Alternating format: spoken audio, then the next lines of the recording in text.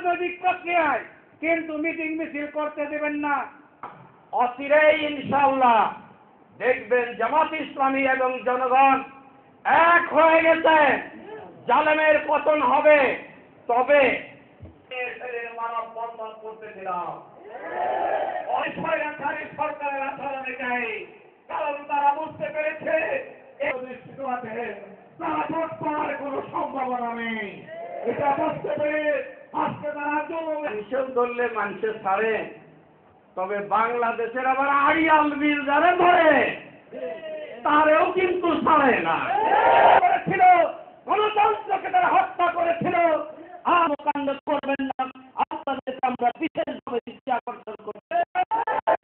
বালির বাঁধ দিয়ে আন্দোলন ঠেকানোর অপচেষ্টা করবেন না, করা যাবে না। এভাবে তারা তাদের আওয়ামী লীগ বলছে তারা জনগণ তাদের সাথে আছে। জনগণ যদি আপনাদের সাথে থাকে, উল্লাস প্রকাশ করার মতো ভিন্ন মানসিকতা প্রকাশ করতে পারে। কিছু সংখ্যক দুষ্কৃতিকারী নাকি পুলিশের উপর ইটপাটকেল নিক্ষেপ করেছে। আমি ওই বন্ধুকে বলতে চাই, আপনি ছাত্রলীগ করতে পারেন, ছাত্রলীগ করার অধিকার আপনার আছে, কিন্তু আপনি যখন প্রজাতন্ত্রের পোশাক পরেছেন তখন আপনি ছাত্রলীগের ভাষায় কথা বলতে পারেন না। আপনার যদি রাজনীতি করারই শখ থাকে তাহলে পোশাক খুলে ফেলুন, হয় জনগণের পয়সার কর্মচারী হিসাবে ছাত্রলীগের ভূমিকা পালন করবেন।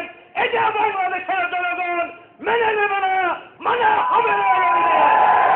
তাই বাংলাদেশ আওয়ামী লীগ একটা রাজনৈতিক দল, তাদের রাজনৈতিক ইতিহাস আছে, তারাও গণতন্ত্রের জন্য লড়াই করেছে, তারাও স্বৈরাচারের বিরুদ্ধে আন্দোলন করেছে, তারাও এদেশের সান্ধ্য আইন ভঙ্গ করেছে, তারা 144 ধারা ভঙ্গ করেছে।